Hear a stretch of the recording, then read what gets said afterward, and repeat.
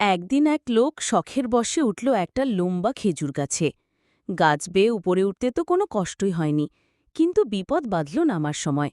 নিচে তাকিয়ে সে বুঝল, আরে বাবা, এই তো অনেক উঁচু। হাত পা কাঁপে, বুক ধরফর করে, গাছ থেকে আর নামার সাহস পায় না।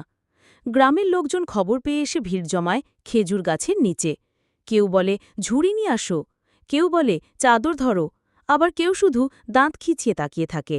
কিন্তু কাজের কাজ কেউ কিছু করতে পারছে না। এমন সময় হাজির হলেন গ্রামের বিখ্যাত বুদ্ধিমান লোক। এই লোকটা মূলত কুয়ায় পড়ে যাওয়া মানুষদের উদ্ধার করার বিশেষজ্ঞ। তিনি এলেন, দেখলেন, আর একদমই ভাবলেন না। রশি আনালেন, তারপর সেই রশি ছুঁড়ে মারলেন গাছের ডগায়। উপরে বসে থাকা ভীতু লোকটাকে বললেন, ভাই, রশি কোমরে বেঁধে ফেলো।